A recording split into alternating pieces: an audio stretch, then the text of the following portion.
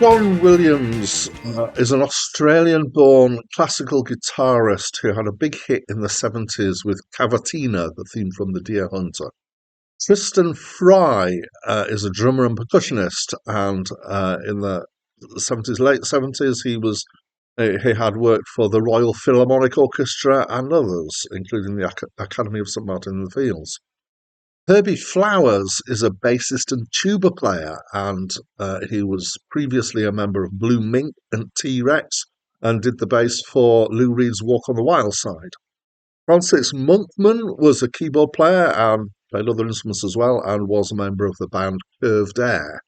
Kevin Peake was an Australian classical and electric guitarist. And around 1978 to 79 formed the band Sky, which were deliberately a classical rock crossover band and mostly instrumental. They existed up until 1995. They had some member changes and they released 7 albums. Hi, my name's Dan. So, most of the reviews on my channel are reviews of the 3,000 greatest albums of all time, according to a list at a website called Acclaim Music, which is an amalgamated list from critic lists. And as I record this, I have just done the 700th review in that list, so I'm not quite quarter of the way through that list. However, occasionally I step off that list to do reviews that I want to do for other reasons. And I have various different categories that I put those into, and one of them is criminally missing. So this is one of those, by which I mean I really think this should have been in the 3,000 greatest albums of all time, and I think it's a crime that it's not part of it, so I'm going to review it anyway and stick it on my channel. Maybe it's possible that this album isn't as well known outside the UK as it was inside the UK. It was the second album by Sky, fairly obviously called Sky 2. They were quite good at managing to number them accurately.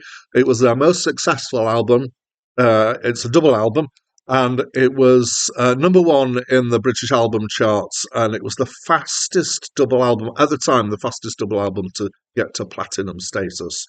It was also released in North America as Sky rather than Sky 2, and it did get into the Billboard 200 albums, but I think its highest was something like 125, so less well known in the United States.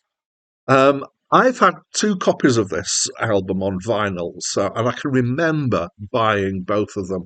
So the first one I bought in a music shop in Stonegate in York, and the second one, many years later, I don't know what happened to the first one. The second one I bought in Barter Books in Alnwick, which is an amazing bookshop. So, bit of a advert there for you, Barter Books, if anybody's listening. So I've loved this album for years, obviously, and the fact that I want to review it to get it onto my channel is, it's going to be no surprise that I'm very positive about this album. It's now seems to be retrospectively labelled as progressive rock, and people who've been with me on this channel for a while will go, "Oh, okay, so no surprise there, because Dan loves his prog rock." And yes, it is, I do, but I haven't really thought of this album ever in the past as prog rock. I suppose maybe it is. I kind of think of it as classical rock crossover, which maybe is part of prog rock. I don't know. So I would say many bands and people have made attempts to bridge this gap or to blend classical and rock. There have been various different approaches to this. So ELO famously had used violins and cellos in their music in order to do this.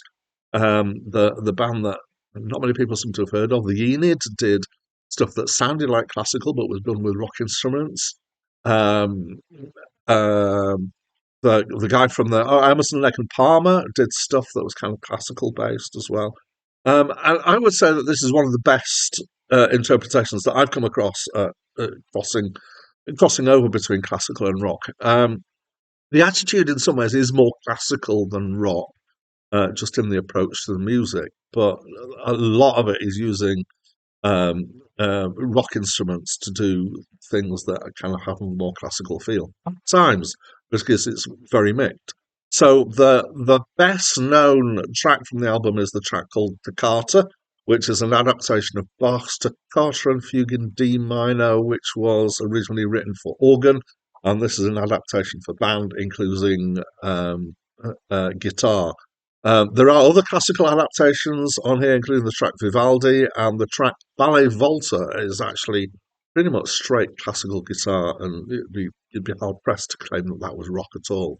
There are some, actually, most of the stuff here is originals that they've written themselves, and some of it's more rock based, and some of it's kind of got hints to classical. There's one that's got a bit of um, a kind of Arabic feel to it as well. So FIFO is a track that's a long suite, it's like 20 minutes track. Tristan's Magic Garden is a percussion thing. So it's got a drum kit and timpani and tuned percussion, I think marimba and stuff like that in here. I think it's possibly all played by Tristan. And as I said, there's various different feels. I'm going to also want to highlight the two comic tracks, or the more comic tracks. So the first one is Dance of the Little Fairies, which is the second track on the album, which I think is the first time I heard and noticed that I was listening to a track in 5/4 musical time. And it's definitely whimsical. It's mostly a classical feel, but with some drums in there. And the other one I want to draw out for this is the track Tuba Smarties, which is a tuba solo piece with some backing. Tuba played by Herbie Flowers, and it's actually a recording from live. They apparently use this as an encore quite often in the day. So I just want to mention um, I love Herbie Flowers. I think his bass playing is amazing.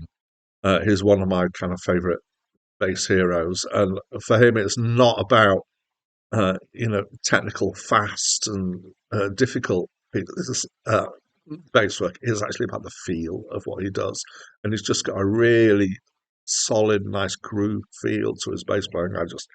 Yeah, I love it. So this album in general, yes, I love it. It's glorious, it's wide ranging, it's happy, and I would claim it's timeless. And yes, I guess in retrospect, looking back, it's got suites, it's got using classical instruments and rock instruments together, it's got weird time signatures, it's got loads of the hallmark that you would say is prog. So I'm going to have to hold up my hands and say, accept, yes, okay, this is prog rock.